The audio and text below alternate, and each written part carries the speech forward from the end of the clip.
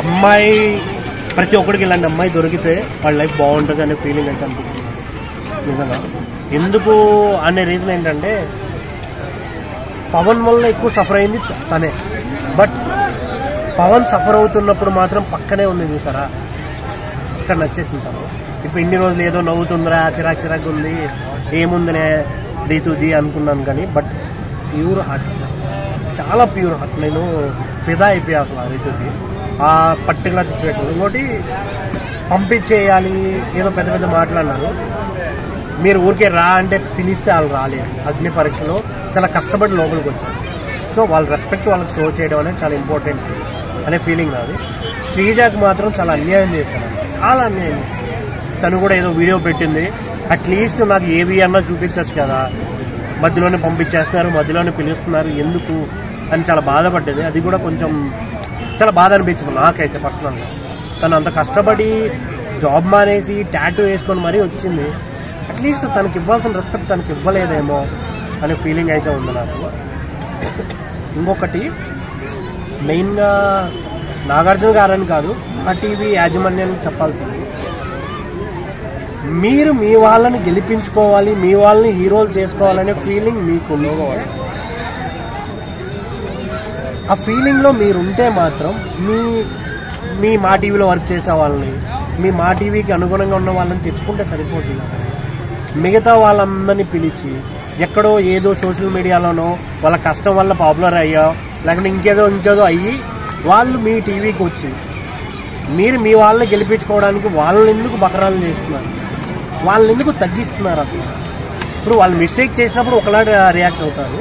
మా TV association I mean మా వాళ్ళ నుంచి వచ్చిన మా టీవీ నుంచి వచ్చిన వాళ్ళకి ఒకలా ట్రీట్ చేస్తున్నారు.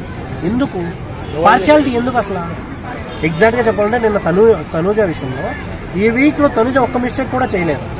ఒక్కసారి కూడా మాట తప్పలేదా? ఐ మీన్ మాట్లాడే విధానం సరిగా లేకుండా చాలా మిస్టేక్స్ చేసింది. బట్ ఎందుకు నోరు రావట్లేదు?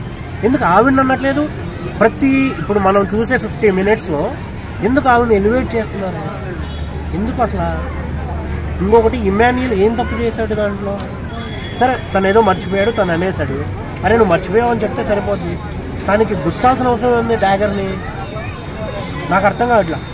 ఇప్పటి వరకు ఇన్ని వీక్స్ ఉన్న క్యాప్టెన్స్ అందరిలో ఇమాన్యుయల్ మాత్రమే కంటిన్యూగా కంటెంట్ ఇచ్చాడు జనాలకి, కంటిన్యూగా నవ్వించాడు టీం అందరు, కంటిన్యూగా స్కిట్లు చేపించాడు. ఇంకా ఫుడ్ విషయంలో కానీ ప్రతి చోట గొడవలు అయినా కూడా తనే పక్క నుండి కూర్చోబెట్టి సర్ది చెప్పాడు తప్ప గొడవలను ఎక్కడ పెంచలేదు.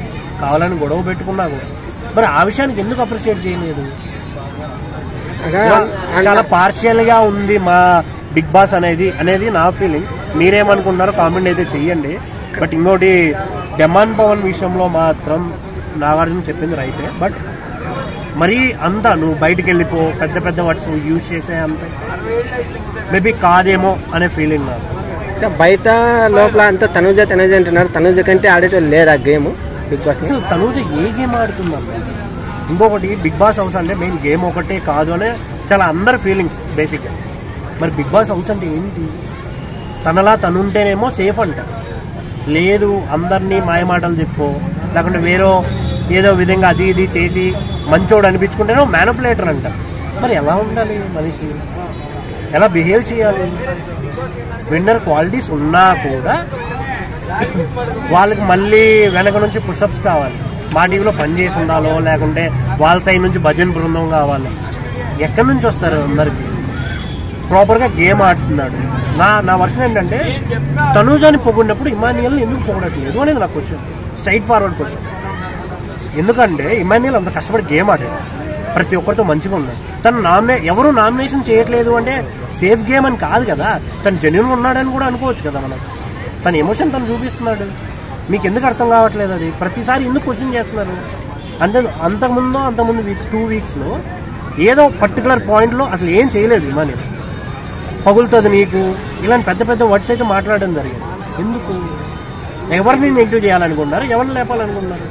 మీరు కప్పు ఇవ్వాలి అని ముందే డిసైడ్ అయితే కప్పు ఇచ్చేయండి రా బాబు, మాకెందుకు ఈ సోదంతా? ఎందుకు మాకు? చాలా ఇరిటేటింగ్ అనిపించింది ఈ వీక్ అయితే. బట్ మాధురి గారు అయితే ఎలిమినేట్